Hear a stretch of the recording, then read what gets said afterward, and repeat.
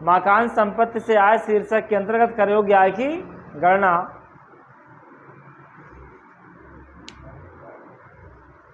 Computation of taxable income under the head house property. इसमें लिखिए पहला,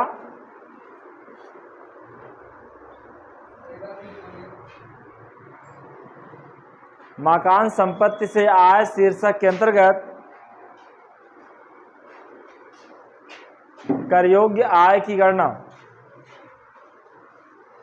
computation of taxable income under the head house property.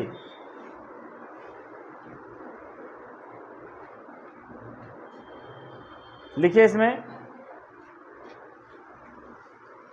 अब आप पहले समझ लीजिए ऋषभ भैया कि आपके इसमें हाउस प्रॉपर्टी में प्रवीण 3 चीज निकालना है। 3 स्टेप में आपकी इनकम निकालनी पड़ेगी। पहला आपको निकालना रहेगा, क्या लिखिए, सकल वार्षिक मूल्य का निर्धारण। Computation of gross annual value. सकल वार्षिक मूल्य का निर्धारण, computation of gross annual value. जिसको ये दोनों चीजें निकालना आ गया, सबसे बड़ी चीज होती है ग्रॉस। समीर भैया, सबसे बड़ी चीज क्या है हाउस प्रॉपर्टी में? हाउस प्रॉपर्टी में सबसे बड़ी चीज है क्या? ग्रॉस एनुअल वैल्यू निकालना। जिसको ग्रॉस एनुअल वैल्यू निकालना आ गया, समझ लो उसको हाउस प्रॉपर्टी आ गई। जो भी रूल्स हैं मैक्सिमम वो इसी के लिए हैं। किसके लिए? ग्रॉस के लिए। ग्रॉस निकालना आ गया, समझ लो सब आ जाएगा। तो दूसरा लिखिए, पहला क्या लिखिए? सकल वार्षिक मूल्य का निर्धारण, computation of gross annual value. दूसरा लिखिए, शुद्ध वार्षिक मूल्य या वार्षिक मूल्य की गणना करना। शुद्ध वार्षिक मूल्य या वार्षिक मूल्य की गणना करना। कंप्यूटेशन ऑफ एनुअल वैल्यू और नेट एनुअल वैल्यू। चाहे इसको एनुअल वैल्यू बोलो, चाहे इसको क्या बोलेंगे आप, नेट एनुअल वैल्यू, बात एक ही है। कंप्यूटेशन ऑफ एनुअल वैल्यू और नेट एनुअल वैल्यू। और अंत में लिखिए तीसरा पॉइंट, शुद्ध वार्षिक मूल्य में से कटौतियां घटाना। Deduction from net annual value. शुद्ध वार्षिक मूल्य में से कटौतियां घटाना।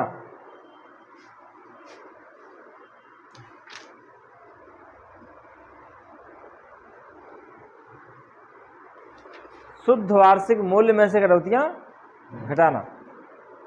Deduction from net annual value. चलिए लिखिए पहला पॉइंट, कंप्यूटेशन ऑफ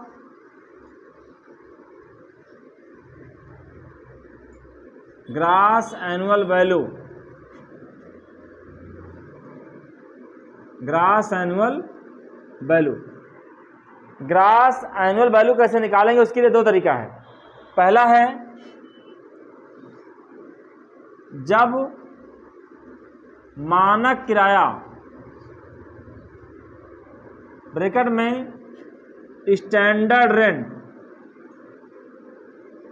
मानक किराया दिया गया हो, मानक किराया ना दिया गया, लिख लीजिए पहले ना दिया गया हो। जब क्या हो, मानक किराया, when standard is not given, जब आपके प्रश्न में मानक किराया नहीं दिया रहेगा तब कैसे निकालेंगे, और जब मानक किराया दिया रहेगा तब कैसे निकालेंगे। तो पहले आइए देखिए, क्या जब प्रश्न में क्या स्टैंडर्ड रेंट गिवन नहीं है, नहीं दिया गया है, तब कैसे निकलेगा।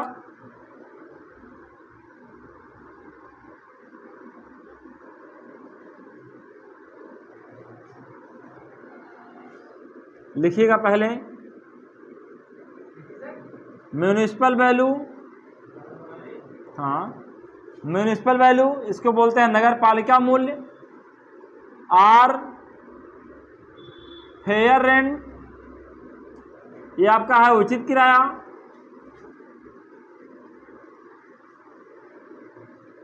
Which ever is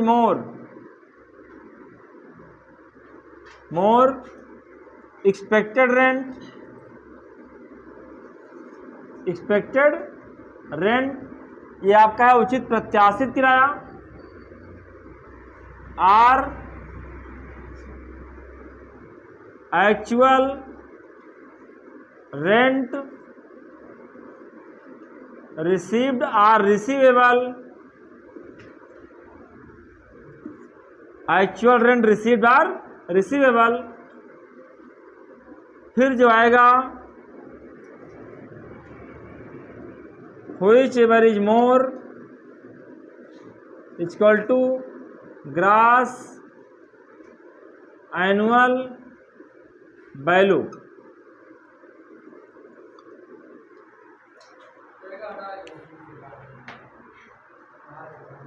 municipal value or fair rent, whichever is more expected rent, or actual rent received or receivable, whichever is more gross annual value. लिख लीजिए, समझा दे इसको फटाक से।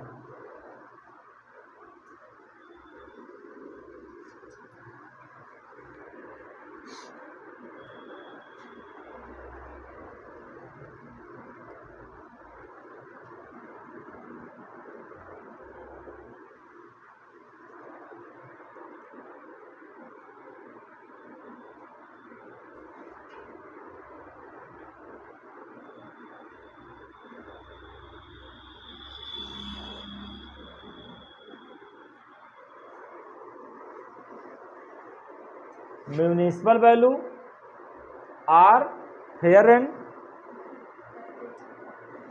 इन दोनों में जो ज़्यादा होगा व्हिच एवर इज मोर, हमारा क्या होगा expected rent, or actual rent received or receivable. फिर इन दोनों में जो ज़्यादा होगा, इन दोनों में वो क्या होगा व्हिच एवर इज मोर, वही इन दोनों ज़्यादा होगा, वही क्या होगा ग्रास एनुअल वैल्यू हो जाएगा।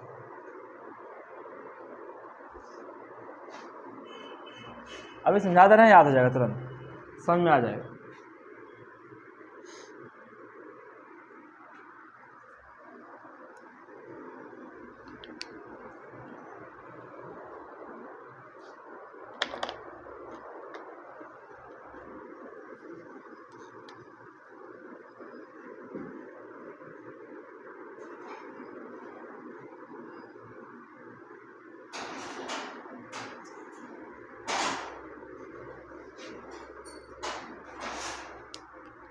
लिख लिए आप सब, लिख लिए, चले बताएं जैसे भी ये चले। कुलदीप देखिए, मान लीजिए आपके प्रश्न में नगर पालिका मूल्य कितना है 3 लाख है,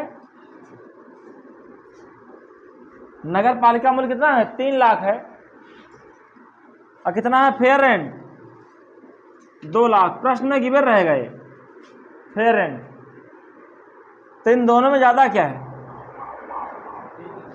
3 लाख। जो इन दोनों में ज़्यादा होगा वही यहाँ पर दिखाया जाएगा एक्सपेक्टेड रेंट। ये होता क्या अभी समझा रहे हैं आपको, तो सुने, जब आप न्यूमेरिकल लगाइएगा और आपके प्रश्न में कह रहेंगे आप क्या निकालिए, आप निकालिए ग्रास एनुअल वैल्यू या आप निकालिए नेट एनुअल वैल्यू। तो कैसे निकालेंगे, सबसे पहले आप निकालिए ग्रास एनुअल वैल्यू। देखिएगा आपके प्रश्न में मानक किराया दिया गया है कि नहीं दिया गया है।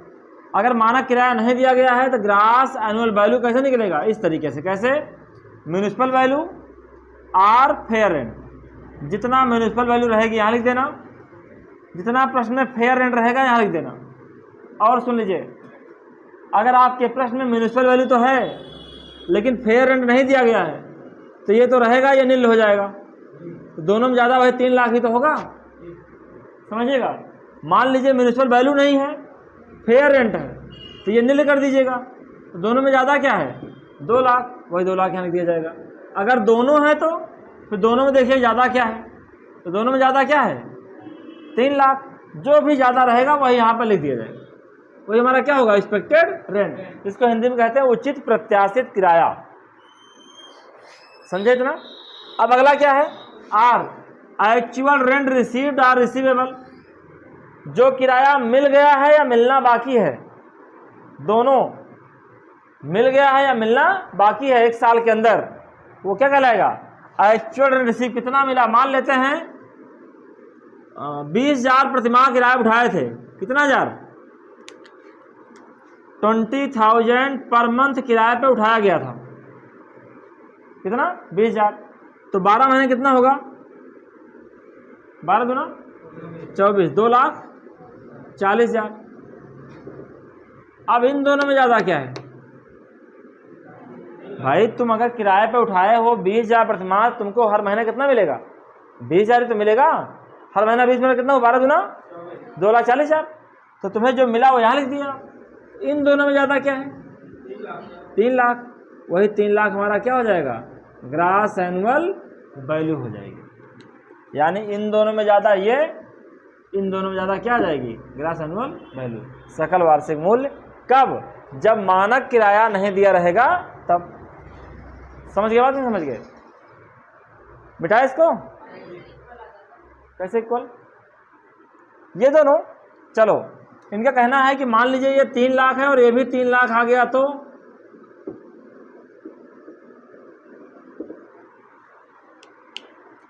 तीन लाख बराबर रहेगा, तो वही हमारा क्या हो जाएगा? Grass annual value. कोई दिक्कत है? देखिए सबसे बता दे रहे हैं, ग्रास एनुअल वैल्यू निकालने के लिए ही बहुत नियम है। ग्रास के बाद नेट निकालने के लिए कोई नियम नहीं है। थोड़ा सा आपको हिंट कर दे रहे हैं, जो 3 पार्ट बताया ना, अगर आपको इनकम फ्रॉम हाउस प्रॉपर्टी निकालनी है तो 3 स्टेप है, सुन लीजिए। पहला स्टेप क्या है? ग्रास एनुअल वैल्यू निकालना। जिसको ये निकालना आ गया, मैं कह रहा हूँ हाउस प्रॉपर्टी आ जाएगी। दूसरा क्या निकालना है? Net annual value. ये आसान है, ये आ गया तो ये आसान है, कैसे बता दे रहे हैं अभी। और तीसरा क्या है? डिडक्शंस, कटौतियाँ। कुछ घटाया जाएगा किसमें से? नेट एनुअल वैल्यू से। तब जो आएगा वही हमारा क्या होगा? इनकम फ्रॉम हाउस प्रॉपर्टी आ जाएगी।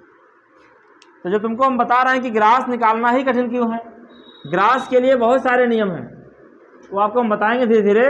लेकिन जो नेट है ये कितना आसान है। देखिए जैसे आप ग्रास आया, ग्रास तुम्हारा जैसे आया, यहीं आप लिखेंगे लेस म्यूनिसिपल टैक्स।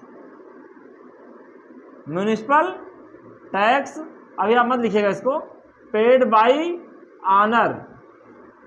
मकान मालिक ने जो नगर पालिका कर चुकाया है म्यूनिसिपल टैक्स, उसमें दिया रहेगा, वो आप लेस कर देंगे। मालिक कितना चुकाया? 20,000 दिया रहेगा प्रश्न में। कितना बचा? 2,80,000। यही हमारा हो जाएगा नेट एनुअल वैल्यू। 2 स्टेप खत्म हो गया, 3 स्टेप चलना है इसमें बस। पहला क्या? आपको हाउस प्रॉपर्टी में क्या निकालना है? Grass annual value. वो आ गई ना? तो ग्रास के बाद एक लाइन यही, municipal tax paid by owner. याद रहे जो मकान मालिक चुकाएगा। कौन चुकाएगा? मकान का मालिक। किराएदार चुकाया है तो नहीं, जो मकान मालिक ने चुकाया वही घटेगा, ध्यान देना। अगर कोई टेनेंट किराएदार ने चुकाया तो घटाया नहीं जाएगा। और एक चीज ध्यान देना, म्यूनिसिपल टैक्स अगर ड्यू है, क्या ड्यू, अगर ड्यू है तब भी नहीं घटेगा, पेड होना चाहिए। किसके द्वारा? मकान के मालिक द्वारा। अगर आधा किराएदार ने चुकाया है, आधा मकान मालिक ने चुकाया है, तो क्या होगा? जितना मकान मालिक ने चुकाया वही घटाया जाएगा। इसीलिए लिखा गया पेड बाई ऑनर। ड्यू हो गया है तो इसके बारे में बाकायदे चर्चा करेंगे, बाकायदे कम से कम एक पेज पूरा भर जाएगा म्यूनिसिपल टैक्स के बारे में। वहाँ पहुँचने दीजिए पहले, तब ये थोड़ा हिंट करने के लिए, थोड़ा मनोवैज्ञानिक दबाव हट जाए कि इसमें है क्या। इनकम टैक्स के हाउस प्रॉपर्टी में कुछ नहीं है। 3 कदम चलना है। पहला कदम क्या है? ग्रास एनुअल वैल्यू पहला कदम है। इंसान वैसे ही पहला कदम जो रखता है ना, फूंक के रखता है, समझ बूझ के रखता है। अगर आप कदम बढ़ा दिए तो फिर चलो फिर ना, या तो शुरुआत मत करो। शुरुआत तुम्हारी अच्छी होनी चाहिए। तो शुरुआत में क्या निकालना है? Grass annual value. अगर ग्रास निकालना आ गया तो समझ लो फिर आगे सब आ जाएगा। एक कदम आगे चलना है तो क्या आ जाएगा? Net annual value. उसके बाद लेस करेंगे यहां पर डिडक्शन अंडर सेक्शन 24। कुछ कटौतियाँ यहाँ घटेंगी तो क्या आ जाएगा, इनकम फ्रॉम हाउस प्रॉपर्टी, कहानी खत्म। यानी ग्रास के बाद दो चीजें घटानी है आपको, तो क्या आ जाएगी, इनकम फ्रॉम हाउस प्रॉपर्टी। वो भी रहेगा तो घटाना और नहीं रहेगा तो मत घटाना। अगर उस क्वेश्चन में है तो लेस होगा, नहीं है तो लेस भी नहीं होगा, आपकी क्या आ जाएगी, इनकम फ्रॉम हाउस प्रॉपर्टी। तो जो कुछ फोकस करना है वो किस पर करना है, ग्रास एनुअल वैल्यू पे करना है। सबसे पहले ध्यान देना कि प्रश्न में स्टैंडर्ड रेंट है कि नहीं है। अगर स्टैंडर्ड रेंट नहीं है तो ग्रास एनुअल वैल्यू इस तरीके से निकाल ली जाएगी, इन दोनों में ज़्यादा होगा एक्सपेक्टेड रेंट, इन दोनों में ज़्यादा होगा ग्रास एनुअल वैल्यू। समझे इतना? चलिए देखिए दूसरा, समझ गए ना इतना? दूसरा देखिए, इसीलिए हम आपका वीडियो को रिकॉर्ड कर ले रहे हैं कि घर पे जाकर दोबारा देखिएगा, ये तैयार हो जाएगा अच्छे से। चलिए दूसरा है, जब मानक किराया दिया गया हो, क्या, जब मानक किराया, साथ साथ लिख लीजिए, जब मानक किराया स्टैंडर्ड रेंट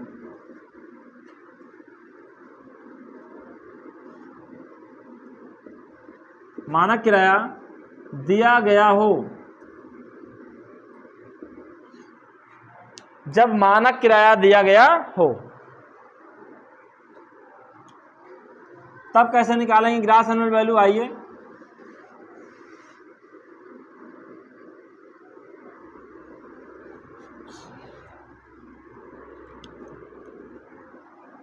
चले भैया साथों साथ देखिएगा जिससे समझाएं आराम से। पहला आपका होगा म्यूनिसिपल वैल्यू, दूसरा आपका आर वही है fair rent, whichever is more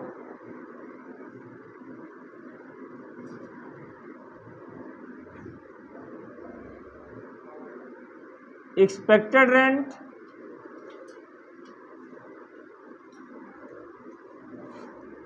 but not more than standard rent, so expected rent।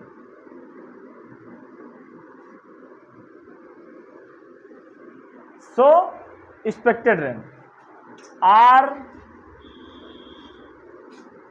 ये तरीका हमको पढ़ाए थे नंदन सर, आज उनका आयोग से हो गया है, कहीं पढ़ा रहे हैं। Actual rent received or receivable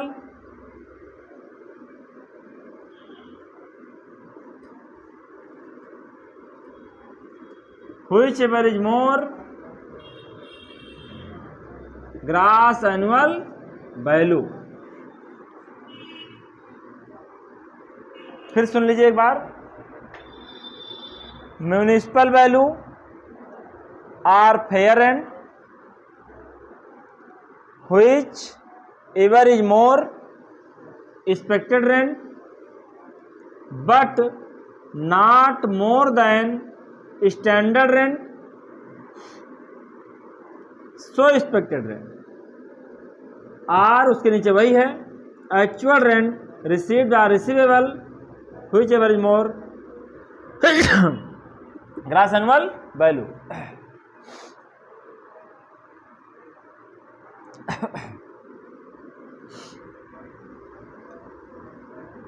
अब वही चीज यहां भी, अगर यहां पे लेस कर देंगे आप municipal tax paid by honour,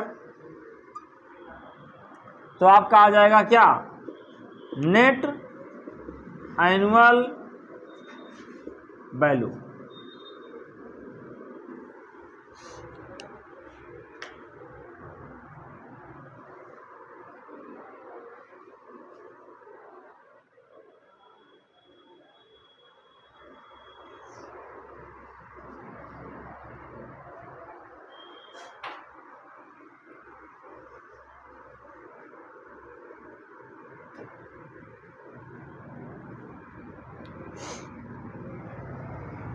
इसको आपको एग्जाम्पल लेके समझाएंगे आपको हम, ज़्यादा अच्छा रहेगा।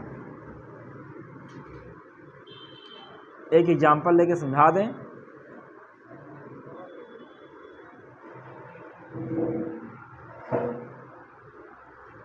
तब ज़्यादा क्लियर होगा। ये हो गया ना, इसलिए लिख लिए। हम एग्जाम्पल बना रहे हैं एक,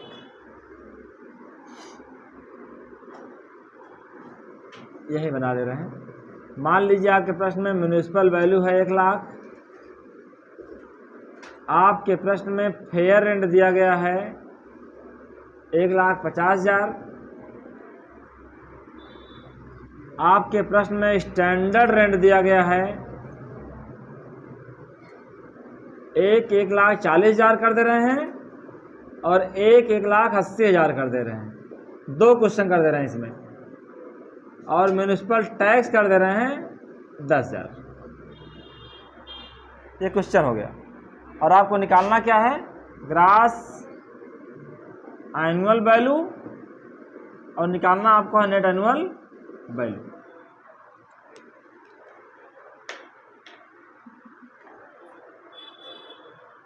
दो क्वेश्चन इसलिए कर रहे हैं कि उसके लिए उसके पीछे लॉजिक है जो मैंने बताया अभी।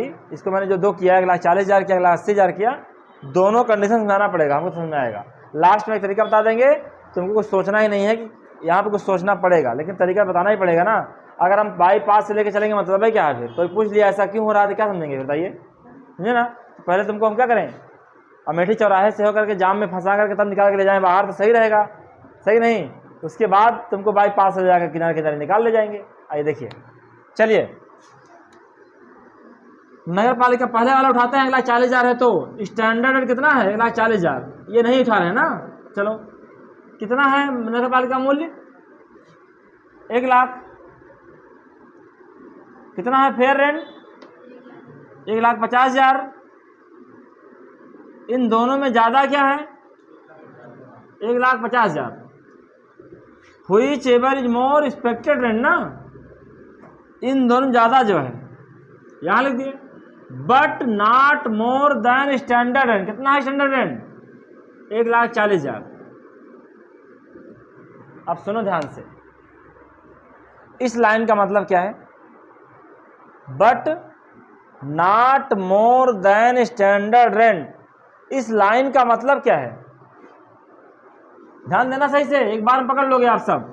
व्हिच एवर इज मोर क्या होता है? स्टैंडर्ड रेंट ना, लेकिन स्टैंडर्ड रेंट से ज्यादा नहीं होना चाहिए। ये क्या बोल रहा है? इन दोनों में जो ज्यादा होगा वो आपका एक्सपेक्टेड रेंट होगा, कोई दिक्कत नहीं है, लेकिन कह रहा है but not more than standard rent, जो प्रमापित किराया है स्टैंडर्ड रेंट है उससे ज्यादा नहीं होना चाहिए। तो यहां बताओ क्या है जो कम है? क्षणिक बुद्धि वाले बैठा हैं, कह रहे हैं कम है। मैंने क्या बोला? Which ever is more expected rent कितना है? 1,50,000 ना। कितना है स्टैंडर्ड? 1,40,000 से क्या है? ये ज्यादा है, जबकि कह रहा है ज्यादा नहीं होना चाहिए। यही तो ना, कह रहा है कि but not more the standard rent, standard rent से ज्यादा नहीं होना चाहिए। तो यहां ज्यादा है ना, जब ज्यादा रहेगा तो वही स्टैंडर्ड रेंट ही, स्टैंडर्ड रेंट ही एक्सपेक्टेड रेंट माना जाएगा। तो सुने, इन दोनों से अगर ये क्या है, देखो व्हिच एवर इज मोर ना, ये अगर एक्सपेक्टेड रेंट अगर स्टैंडर्ड रेंट से क्या है? ज्यादा है, तो यही स्टैंडर्ड रेंट क्या? एक्सपेक्टेड रेंट माना जाएगा। समझ में आया? Or actual rent received or receivable, यहां नहीं दिया गया ना। हम मान लेते हैं 20,000 प्रति माह। चलो 12 दूना 24, 2,40,000। Which ever is more 2,40,000। Grass annual value, municipal tax कितना माने थे? 10,000। अब सुनो ध्यान से, यहां म्युनिसिपल टैक्स केवल लिखा गया है, नहीं लिखा गया है पेड बाय टेनेंट कि पेड बाय ऑनर कि ड्यू है कि पेड है, कुछ नहीं लिखा गया। तो क्या मानेंगे? जब केवल म्युनिसिपल टैक्स दिया रहेगा तो क्या मानेंगे? Paid by honour. समझ गए? और उसे हटा दिया जाए। कितना है? 10,000। कितना बचा? 2,30,000। हमारा आ गया नेट एनुअल वैल्यू। एक बात समझ में आई नहीं समझ में आई? अब आगे आइए, हम इसको चेंज कर रहे हैं। सेकंड क्वेश्चन, हमारा स्टैंडर्ड कितना है? 1,80,000 है। लीजिए 1,80,000 मान लिए हम। क्वेश्चन भाई सब कुछ है ना। Which ever is more, 1,50,000 but not more than standard rent. Standard rent से ज़्यादा नहीं होना चाहिए। अब बताइए यहाँ स्टैंडर्ड रेंट से ज़्यादा है? नहीं है ना, कम है ना, तो वही हमारा क्या हो जाएगा? Expected rent. ऋषभ अभी क्या देखे थे? अभी देखे थे कि 1,40,000 से ज़्यादा था ना, तो स्टैंडर्ड रेंट क्या हुआ था? एक्सपेक्टेड। यहाँ पर स्टैंडर्ड क्या है? यहाँ स्टैंडर्ड रेंट से क्या है? ये कम है। ज़्यादा नहीं होना चाहिए ना, कम हो सकता है। कम है तो वही रहेगा, और अगर इससे ज़्यादा हो जाता तो ये क्या हो जाएगा? Expected rent. समझ नहीं आया? नहीं समझ आया? बाईपास देखिए, अब जिसके पास उलझन हो, कोई दिक्कत हो, समझ ना पा रहे हो, तो उनके लिए एक रास्ता है। इन दोनों में जो कम होगा वह यहाँ लिख देना। क्या बोला मैंने? हम कुछ बोले?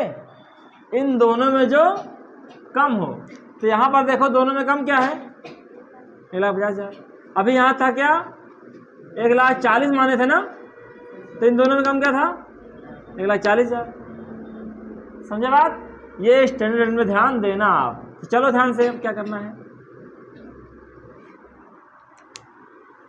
जब स्टैंडर्ड रेंट नहीं दिया रहेगा और जब स्टैंडर्ड रेंट दिया रहेगा, तो दोनों में क्या है? एक ही अंतर है। उसमें था कि which ever is more expected rent. यहाँ क्या है? Which ever is more expected तो होता है, लेकिन स्टैंडर्ड रेंट से ज़्यादा नहीं होना चाहिए। अगर स्टैंडर्ड रेंट 1,40,000 मैंने माना, तो स्टैंडर्ड रेंट से क्या है? ये ज़्यादा था, तो स्टैंडर्ड रेंट को ही हमने क्या मान लिया? Expected rent. और मैंने अगर 1,80,000 माना, तो अब इससे कम है ना, तो वही 1,50,000 ही क्या हो जाएगा? एक्सपेक्टेड रेंट हो जाएगा। इस प्रकार से आप क्या निकाल लीजिएगा?